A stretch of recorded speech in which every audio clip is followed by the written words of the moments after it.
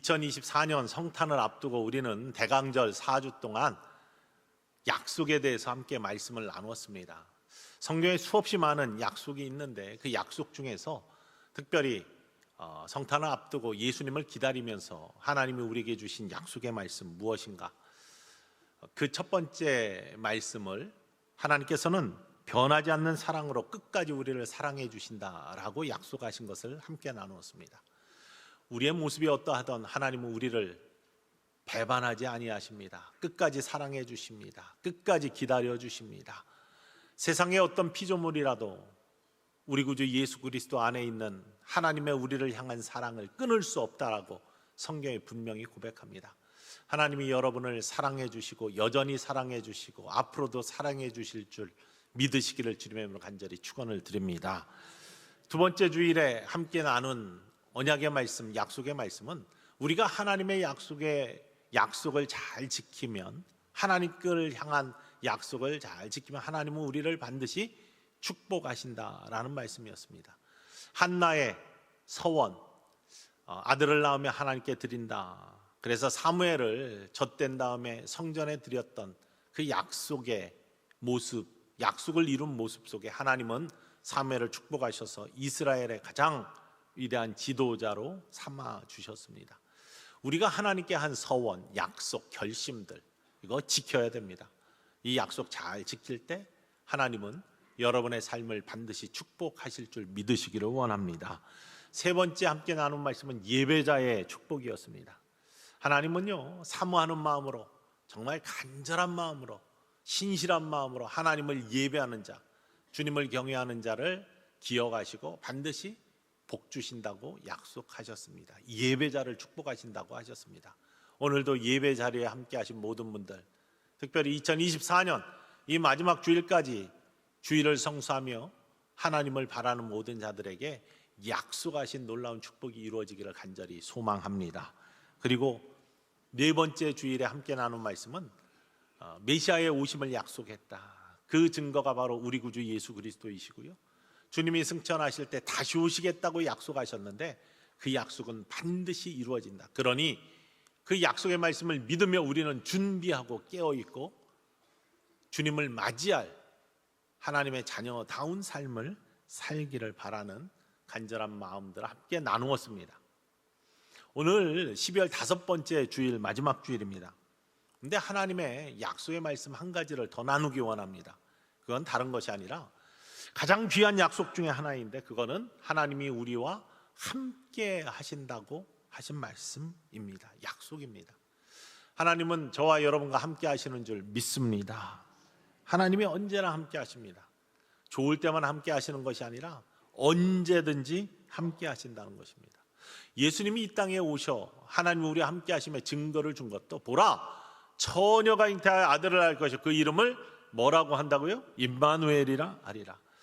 예수님이 이 땅에 오셔서 우리와 함께 하심, 그게 하나님이 우리와 함께 하심의 증거로 특별한 계시로 우리에게 주신 선물인데요, 임마누엘은 다른 뜻이 아니라 하나님이 우리와 함께 계시다라는 뜻입니다.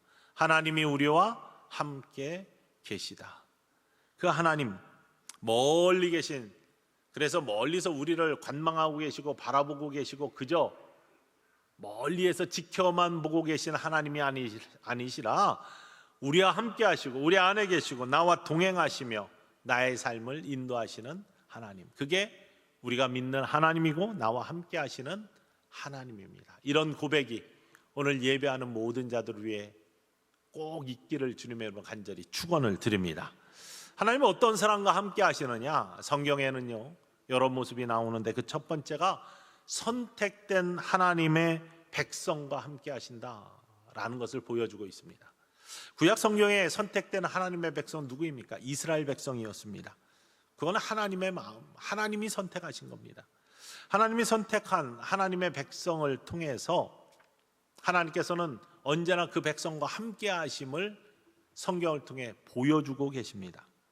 특별히 선택한 하나님의 백성 부르짖음 들으시고 애굽에서 구출해 주신 다음에 약속하신 젖과 꿀이 흐르는 가나안 땅으로 인도하시면서 그 거친 광야의 길을 인도하시면서 그들과 험한 그 길에서도 함께하고 계시는 하나님의 모습을 잘 드러내주고 계십니다.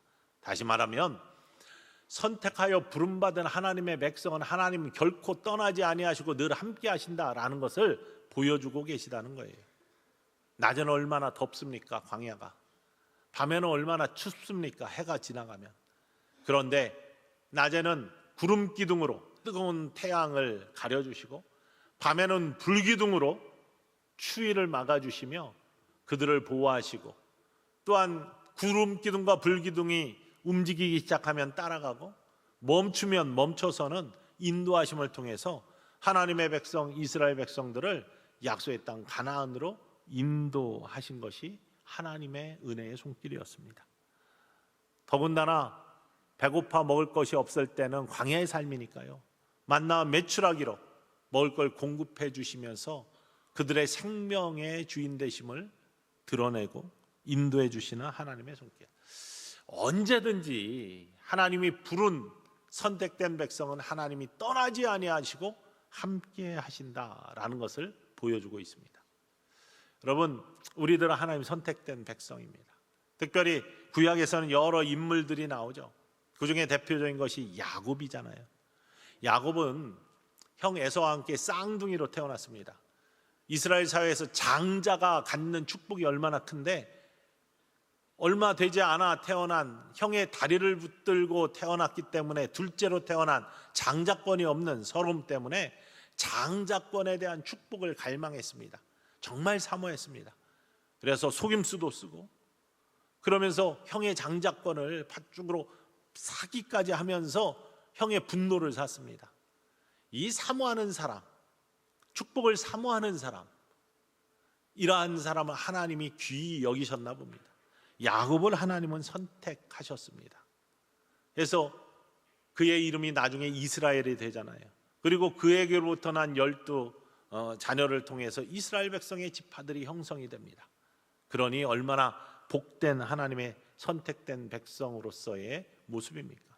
그런데 이 야곱이 형 에서의 분노를 피해가지고 외삼촌 나반의 집으로 도망할 때 베델에서, 베델 되기 전에 이름은 루스, 베델에서 하나님을 만나죠. 하나님을 만나면서 베델의 언약을 하나님이 약속으로 주십니다. 하나님이 선택한 사람, 선택한 백성에게 주시는 하나님의 약속은 그의 길이 어떤 길이 펼쳐질지 모르고 아무리 험해도, 그리고 그의 인생의 길에 내가 너와 함께한다, 내가 너를 떠나지 않는다 라는 약속을 주신다는 겁니다. 그게 창세기 28장 15절에 담겨 있습니다. 베델의 언약에 대해서 함께 고백해 볼까요? 내가 너와 함께 있어 내가 어디로 가든지 너를 지키며 너를 이끌어 이 땅으로 돌아오게 할지라. 내가 내게 허락한 것을 다 이루기까지 너를 떠나지 아니하리라 하신지라. 너를 떠나지 아니하겠다, 다 이루기까지 너를 떠나지 아니하겠다, 너와 함께 있어 너를 이끌고 너를 돕고 너와 늘 항상 함께 있겠다라고 약속을 해주십니다. 선택된 하나님의 백성들에게 주시는 언약입니다. 또 하나의 선택된 하나님의 백성에 주시는 강한 언약의 말씀은 여호수아를 통해 우리는 바라볼 수 있습니다. 여호수아는 모세를 이어서 이스라엘 백성들을 가나안으로 인도했던 지도자였습니다. 가나안 땅은 하나님이 약속하신 땅입니다. 그런데 그 땅을 들어가기에 염려와 근심이 생겼습니다. 이전에는 모세라는 위대한 지도자와 함께 그 길을 가가지고 든든했었는데 모세가 떠났습니다. 여호수아 혼자 지도자가 되어서 그 일을 감당해야 됩니다. 새로운 국면입니다. 그래서 염려와 근심이 생기니 두려움이 생겼습니다. 그의 강한 믿음도 이러한 사단의 어두움의 두려움의 공격에 흔들리기 시작했습니다. 믿음이 흔들리는 겁니다. 우리가 그렇습니다. 아무리 단단한 믿음을 갖고 있는 것 같아도요, 때로 염려와 근심이 우리 가운데 생길 때 어둠의 그림자가 틈을 타고 스며들기 시작합니다. 그러면 그 속에서 염려와 근심이 두려움을 자아내고, 두려움은 사단이 우리를 공격하는 아주 좋은 덫입니다. 이 덫에 잘못 걸리면 믿음이 흔들리고 믿음이 박살나게 되어 있습니다. 그런데 이런 두려움에 사로잡혀 있을 때 하나님께서는 음성을 통해서 여호수아를 깨우쳐 주십니다. 그의 흔들리고 있는 믿음에 하나님은 음성을 주셔서 그의 영을 깨우치시는데 그게 여호수아 1장 5절 말씀입니다. 혹이 이곳에 예배드리고 있으나 염려와 근심 때문에, 세상의 염려와 근심 때문에, 그래서 그 틈으로 어둠의 그림자가 사단의 공격이 들어와 믿음이 흔들리고 있는 자가 있다면 이 시간 하나님이 주시는 이 음성 함께 고백하며 들으실 수 있기를 주님의 이름으로 간절히 축원을 드립니다. 여호수아 1장 5절 말씀 함께 고백해 볼까요? 내 평생에 너를 능히 대적할 자가 없으리니 내가 모세와 함께 있었던 것 같이 너와 함께 있을 것임이니라. 내가 너를 떠나지 아니하며 버리지 아니하리니. 내가 너를 떠나지 아니하고 버리지 아니하겠다. 모세와 함께 있었던 나다. 그런데 내가 너와도 함께 하겠다. 우리의 신앙의 선진들과 함께 하셨던 하나님, 우리를 떠나지 아니하시고 우리와 늘 함께 하신다라고 약속하십니다. 우리를 대적할 자가 없다. 사단이 대적할 수 없다. 왜? 내가 너와 함께함을 믿으면 나의 영이 너를 돕고 너와 함께한다라는 하나님의 이 언약의 말씀이 여호수아의 영을 깨웠습니다. 두려움을 물리칩니다. 그리고 용기를 내어 믿음으로 요단강에 발을 딛습니다. 그때 요단강이 갈라지고 가나안 땅으로 진군할 수 있는 축복의 길이 열리게 되는 것이죠. 그래서 여호수아 1장 9절에 이어서 이런 말씀을 주시죠. 내가 내게 명령한 것이 아니냐. 강하고 담대하라. 두려워하지 말라. 놀라지 말라. 내가 어디로 가든지 내 하나님 여호와가 너와 함께 하느니라 하시니라. 내가 어디로 가든지 내 하나님 여호와가 너와 함께 한다. 그러니 이 믿음으로 담대해라. 하나님 우리와 함께 하시는 줄 믿습니다. 심지어 하나님을 멀리하고 멀리 떠났던 선택된 하나님의 백성들이 있습니다. 구약 성경에 보면 이스라엘 백성들이 망합니다. 북왕국 이스라엘은 아수르에 망하고요, 남왕국 유다 땅은 바벨론에게 망하여 포로로 잡혀갑니다. 바벨론 포로 생활 70년 생활을 합니다. 왜 그렇게 됐습니까? 하나님을 멀리 떠나요. 하나님의 말씀을 청종하지 않아요. 우상을 숭배합니다. 자기 뜻대로, 자기 소견대로, 자기 좋은 대로, 자기 욕심대로 욕망을 채워가며 그 길을 계속 고집하며 갑니다. 여러 선지자들을 통해 가지고 하나님께서 회복의 길을 알려주시는데 그걸 무시합니다. 이때 하나님께서는 선택된 하나님의 백성이기 때문에 끝까지 사랑해 주신다고 약속했기 때문에 그들을 놓지 아니하십니다. 정죄하지 않으십니다. 그 대신 징계하십니다. 깨우쳐 돌이켜 돌아오게 만드시기 위해서 그들에게 고난을 주십니다. 그게 아수르에게 멸망당하고 바벨론에게 멸망당해서 포로 생활을 하면서 그 포로 생활 속에서 잘못을 깨우치고 하나님께 돌아오기 원하는 하나님의 채찍이었습니다.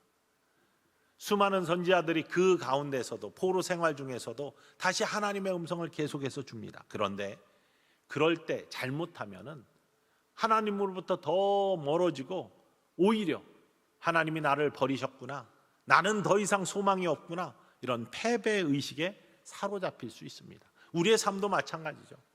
때로 신앙생활 잘하다가 고난이 닥치고 문제가 생겼어요. 물론 고난의 이유에는 여러 가지가 있지만 그 중에 하나가 우리가 잘못 때문에 주시는 고난이에요. 깨우쳐 돌이키시기 원해서 주시는 고난이에요. 근데 그 고난 속에서 하나님이 더 이상 나를 사랑하지 아니하시는구나, 나로부터 떠났구나, 나는 버림받았구나, 이런 사단이 심어주는 잘못된 생각에 사로잡혀 패배의식에 꼬꾸라질 수가 있습니다. 믿음을 완전히 잃어버릴 수가 있습니다. 이때 하나님께서는 그런 패배의식에 사로잡힌 이스라엘 백성들에게 이사야 선지자를 통해서 오늘 본문 말씀 이사야 41장 10절 말씀을 선포해주고 그들의 영을 다시 깨우쳐 일으켜 세우시기를 원하시는 겁니다. 오늘 본문 말씀이 이렇습니다. 읽어볼까요?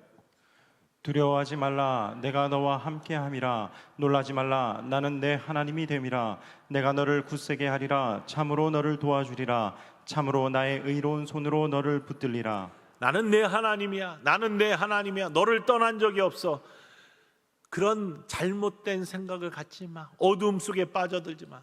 나는 너에게 고난을 주지만 그 고난 속에서도 너와 함께 울고 있었고 너와 함께 있었지 너를 떠난 적이 없다라고 말씀하시면서 내가 너를 도와주겠다. 내 의로운 손으로 너를 붙들어줘서 회복의 길로 너를 인도하고 있으니 나에게 돌아와라 라고 말씀하시는 겁니다. 함께 하시는 하나님, 고난 속에서도 함께 하시고 어둠 속에서도 함께 하시고 기쁨 속에서도 함께 하시는 하나님. 하나님은요, 하나님 백성으로 부름받은 모든 자들 언제나 함께 하시는 줄 믿으시기를 원합니다. 지금은 어떻습니까? 하나님의 백성, 선택된 하나님 백성이 누구입니까? 교회로 부른 자들입니다.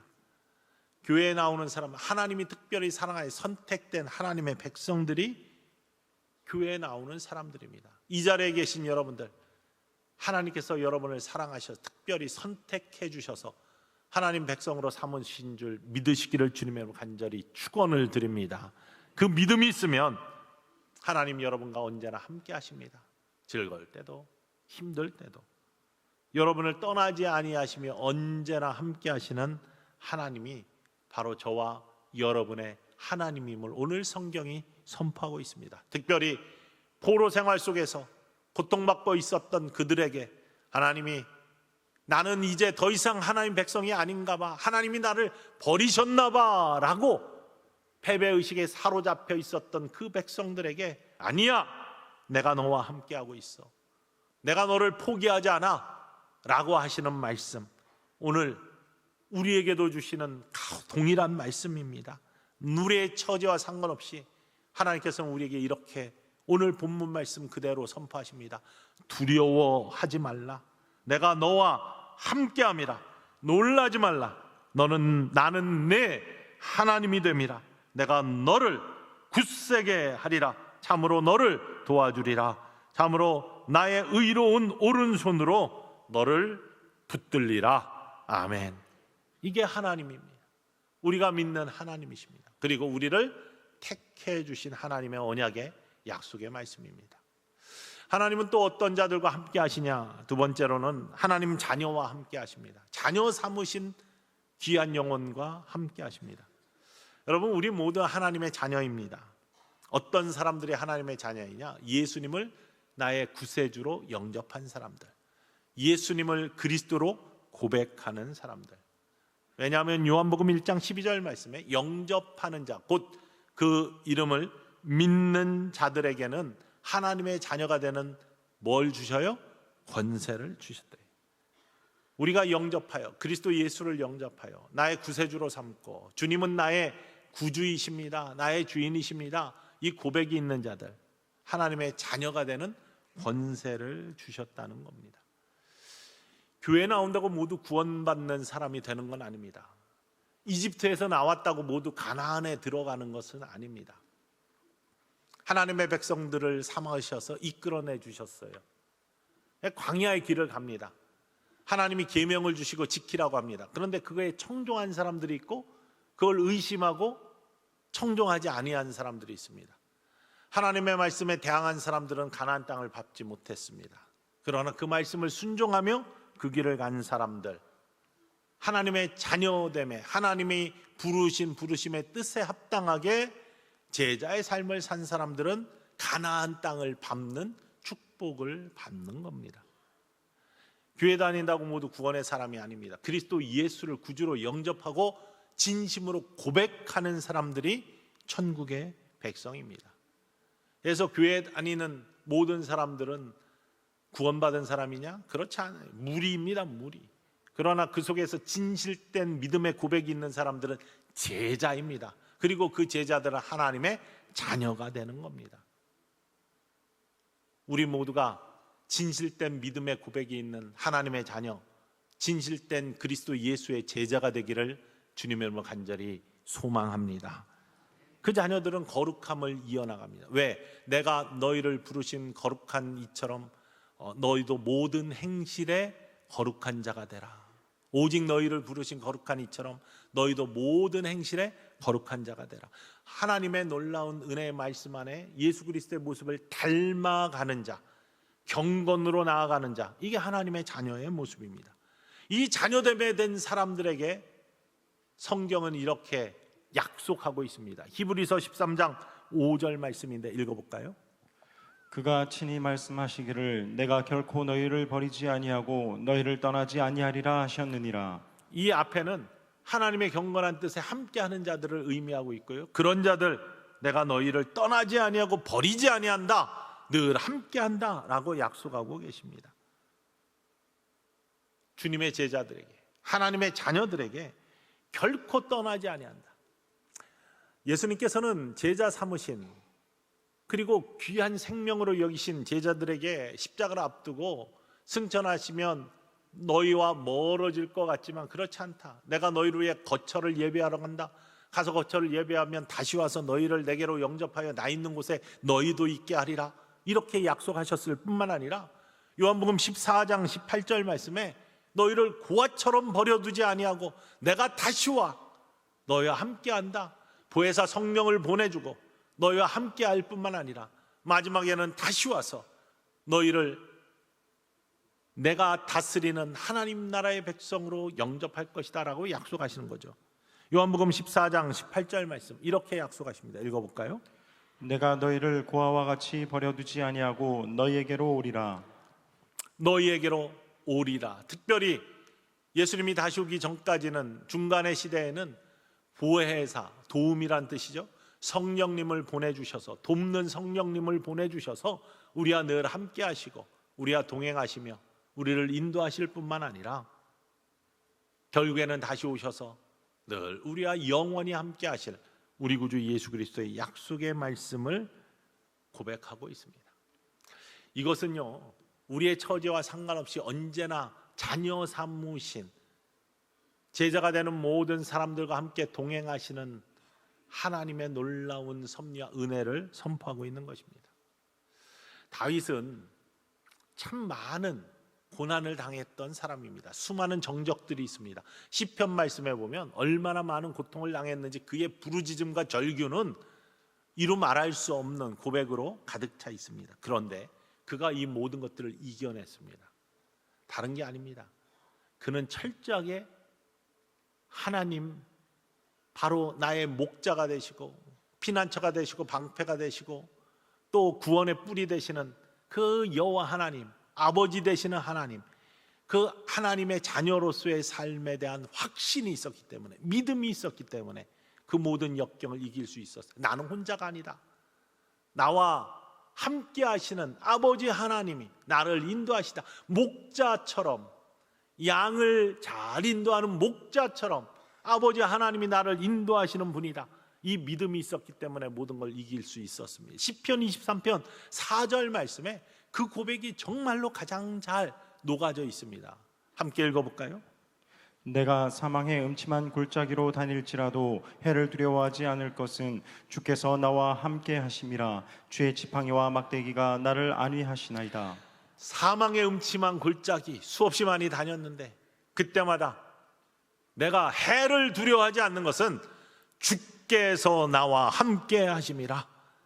주께서 나와 함께 하심이라. 이 믿음이 있었어요. 목자가 양을 잘 안내하는 것처럼, 지팡이와 막대기로 잘 안내하는 것처럼 우리 하나님께서 주의 지팡이와 막대기로 나를 안위하시다. 그러니 나는 두렵지 않습니다. 해를 두려워하지 않습니다. 주님이 나와 함께 하시기 때문입니다.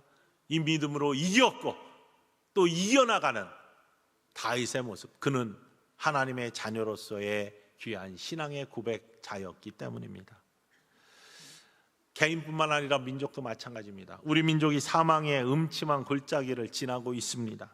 정말로 어두운 골짜기를 지나고 있는데 우리의 믿음은요, 주께서 우리와 함께 하신다라는 믿음이 있기를 주님의 이름으로 간절히 축원을 드립니다.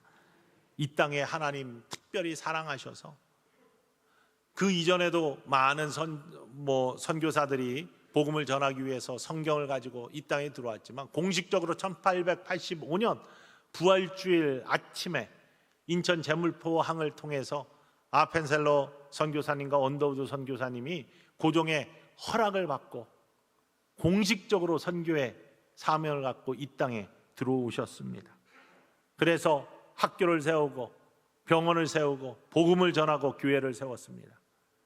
이 땅에 빛이 비춰지기 시작하는 겁니다. 그 전까지는 반상의 법도, 양반과 상놈, 천민, 구별이 있었어요. 평등하지 못했습니다. 남자, 여자가 정말로 엄청난 차별을 당했습니다. 남자들은 당연한 자기의 권리인 줄 알고 농번기가 끝나면, 농사가 천하지 대본이라 하면서 농번기가 끝나면은 그냥 도박하고 술 먹고 집안에 들어와서 때리기 일쑤고 뭐 이런 모습들이 당연한 것처럼 여겨졌던 그러한 시대에 선교사들이 들어와서 성경의 진리와 가치로 새로운 빛을 어둠에 선포하기 시작했습니다.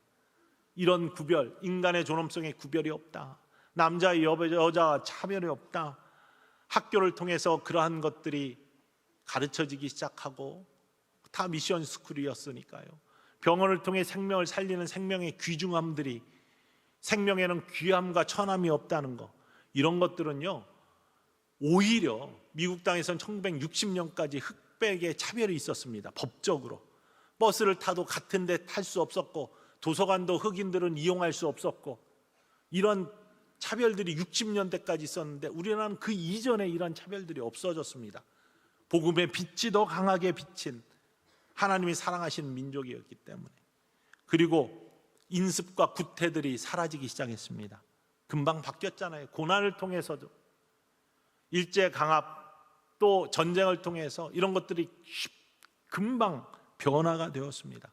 특별히 이 자유와 평등의 나라로 바뀌면서 일제강압기에서 얼마나 많은 믿음의 사람들이 독립을 위해서 외쳤고 또 힘썼고 교회가 그 일을 감당했는지 알 수 없습니다. 독립을 위한 교회의 역할, 대부분의 민족의 지도자들이 미션 스쿨을 통해서 복음을 받은 믿음의 사람들이었습니다.